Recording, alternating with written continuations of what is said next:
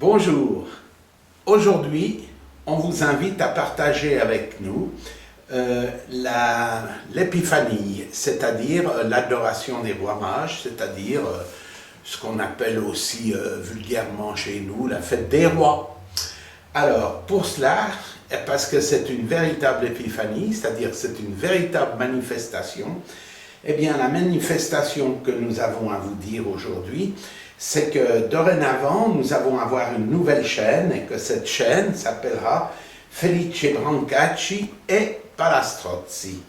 Donc cette chaîne dont vous avez ici la représentation héraldique en quelque sorte des Felice Brancacci, qui est naturellement celui qui est responsable de la chapelle Brancacci à Florence, eh bien ce Felice Brancacci, voici ses armoiries et celui, ça sera, si vous voulez, la page de garde de notre nouvelle chaîne qui va traiter de toutes sortes de problèmes ayant eu lieu à Florence entre 1420 et 1429-1430. Aussi aujourd'hui pour cette épiphanie, vous voyez, on a du thé, on a des fruits, et ici nous avons fabriqué les gâteaux de roi. Donc nous les avons faits en fonction d'une recette florentine de l'époque, donc de 1423, dont on vous donnera les ingrédients tout à l'heure. Mais pour commencer, nous aimerions donc vous dire qu'un ensemble de photos vont vous être présentées pour que vous puissiez apprécier un travail très généreux et très intéressant fait par le peintre Fabriano, une commande faite par les Palastrozzi de Florence concernant l'adoration des rois mages, et cette adoration des rois mages qui était au début dans cette église qui est là, c'est-à-dire l'église Sainte-Trinité. Cette église Sainte-Trinité de Florence accueillait cette représentation des rois mages dont nous allons vous donner toutes sortes de détails, parce que les Palastrozzi avaient dans cet immeuble une chapelle, ils avaient même la chapelle de la sacristie, et c'est dans cette chapelle qu'était disposé ce retable. Donc voilà la chapelle à Florence, voilà la chapelle à l'intérieur, voilà non seulement la chapelle, mais la basilique de la Sainte Trinité à Florence. Vous voyez que c'est un bel immeuble avec des belles proportions architecturales, avec des chapelles latérales chaque fois. Alors, voilà le retable qui était à l'époque dans la sacristie. Il fait environ 3 mètres de haut et 2 mètres 20 de large. C'était une belle pièce artistique que vous pouvez encore voir si vous allez à Florence, puisqu'elle est déposée aux offices, c'est-à-dire près de la seigneurie. Vous trouverez tout cela si vous allez là-bas. Ce que nous aimerions vous montrer, c'est les détails intéressants de cette adoration des rois mages. Ici, vous voyez l'ensemble, n'est-ce pas? Vous voyez tout l'ensemble sur lequel nous reviendrons d'ailleurs. Alors, au centre, vous avez représentés les deux Strozzi, ici Palastrozzi, ici Lorenzo Strozzi, et ici vous pouvez voir comme ils sont bien habillés, c'est eux qui ont commandé et qui ont payé ce retable. Donc voilà maintenant le détail de ce qui est au centre du retable, c'est-à-dire vous avez ici Melchior, Gaspard et Balthazar, le Christ, on aurait dû commencer par lui, le Christ, sa mère Marie, son père Joseph et l'étable. Mais ce qui nous a intrigués dans ce tableau, c'est que les Palastrozzi, d'ailleurs, comme aussi dans la région de Lucques, Paolo Guinigi s'était fait représenter aussi dans d'autres tableaux, ils en ont profité, comme si c'était de la publicité, pour montrer tout ce qu'ils savent faire. Donc vous avez ici différentes choses qui sont à montrer. Vous avez ici, par exemple, les rois mages qui tiennent des pièces d'orfèvrerie, celle-ci concernant l'encens, celle-ci concernant la myrrhe. Vous pouvez voir que ces petites pièces sont magnifiques. Ici, on contemple l'or que Melchior vient de donner. C'est aussi une très belle pièce d'orfèvrerie. Vous pouvez aussi contempler avec intérêt, vous pouvez contempler ici la magnificence des habits, chose que finalement les Florentins savaient faire, c'est-à-dire des très beaux tissus, des tissus flanqués de pierres précieuses ou sur lesquels on a rajouté peut-être des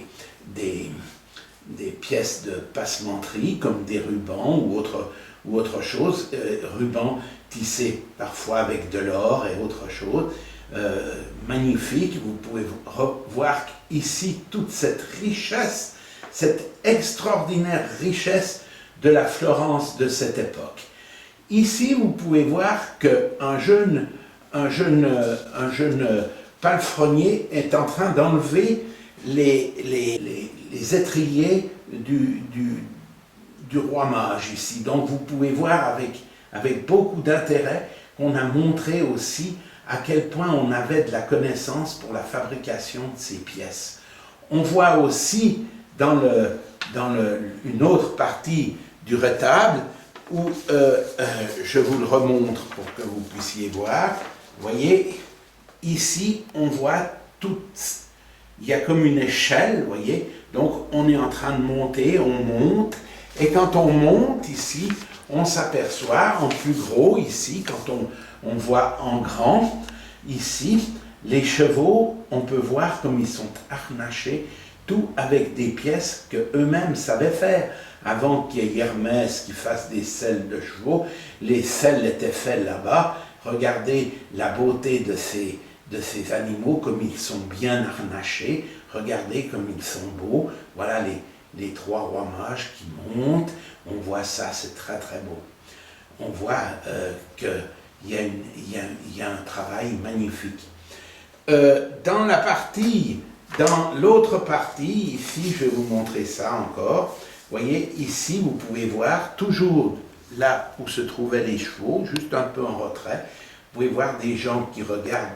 Mais vous voyez aussi dans leurs habits, ici encore, vous pouvez contempler toute cette richesse de l'orfèvrerie, du travail du cuir, du travail des tissus, des travaux extraordinaires qui sont montrés à travers ce tableau.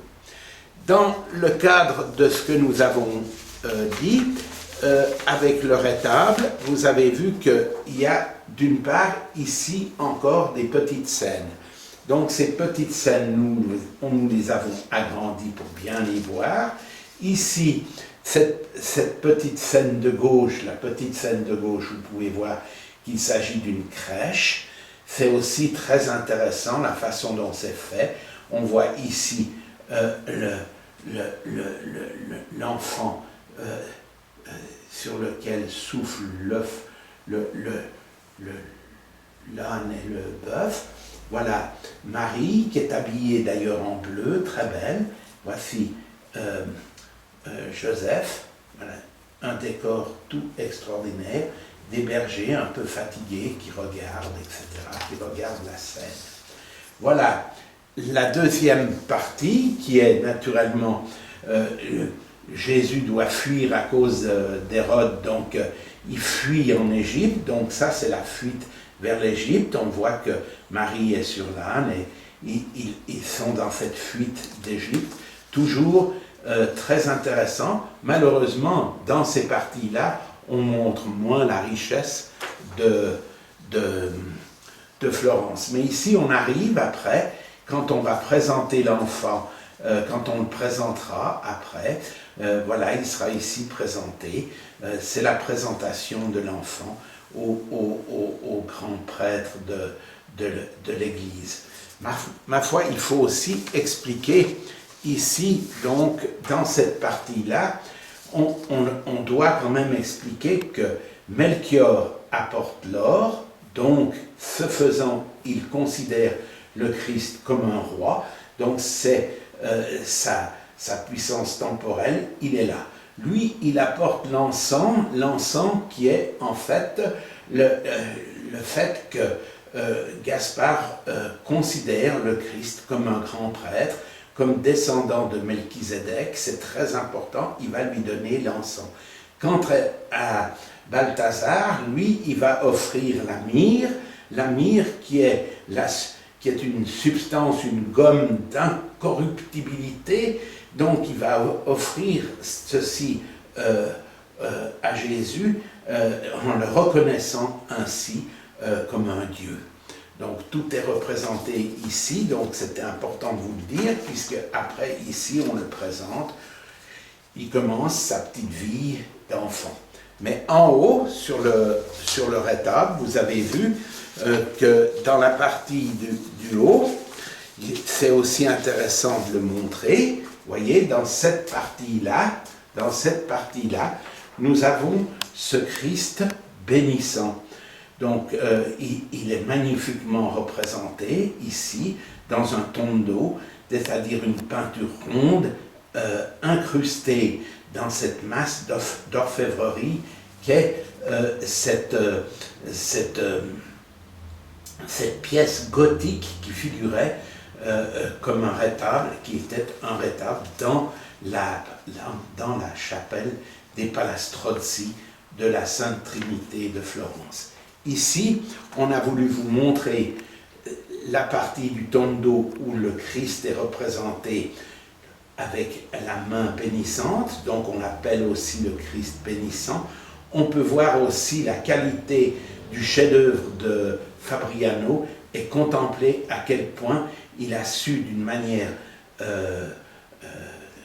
extraordinaire représenter cette main bénissante et celle-ci aussi main apaisante. Voilà ce que nous avions à vous montrer aujourd'hui. Nous allons garder cette figure pour l'ensemble des choses que nous avons mises ici, car ici nous avons essayé de reproduire le gâteau des rois tel qu'il était conçu à l'époque de 1423 à peu près en Toscane. Nous l'avons fait avec de la farine de pois chiche et un peu de farine de froment, ceci en vue de représenter l'incorruptibilité et la transsubstantation, c'est-à-dire de montrer que c'est le corps du Christ qui est quand même représenté. On a aussi rajouté les amandes qui représentent dans ce cas-là l'encens, c'est-à-dire que le Christ après très souvent sera représenté dans une mandorle. Donc l'amande est la représentation de son côté prêtre et enseignant, qui va nous enseigner certaines choses très importantes qui sera relevées par les évangélistes. Et ici, quand nous mangerons ces gâteaux, nous pourrons, au moment où nous aurons coupé le gâteau, vous voyez, je le coupe, et ensuite je fais comme avec un gâteau, je coupe un petit morceau, et je peux ajouter sur ce gâteau le miel qui est la représentation de l'or donné par Melchior lors de cette représentation des mages. Voilà, et ici nous avons prévu de pouvoir arroser tout ça d'un peu de thé, comme nous l'avons déjà une fois montré. m'excuser parce que comme je ne vois pas bien, je verse un peu n'importe comment, mais je veux servir le thé, voilà. Et nous pouvons maintenant déguster. Voyez qu'on a fait, on a voulu montrer aussi une certaine richesse de tout cela. Et nous terminerons avec cette très belle représentation des trois rois mages qui s'en vont et qui suivent la lumière, parce que c'est aussi la fête de la lumière. C'est une des fêtes de l'épiphanie est aussi à regarder comme étant une fête de la lumière, puisqu'il a suivi l'étoile. Donc on suit cette lumière. N'oubliez pas que la lumière d'une étoile met des milliers d'années pour arriver jusqu'à nous, et que c'est donc une lumière extraordinaire qu'ils ont suivie en suivant l'étoile pour venir jusqu'à Bethléem, s'agenouiller devant le Christ dans sa grande manifestation de l'épiphanie. Voilà, c'était pour vous, en espérant que ça vous fasse plaisir d'avoir vu tout cela, et que lors de votre prochain voyage à Florence, vous irez voir ce magnifique rétable aux Uffizi. Voilà, bien à vous.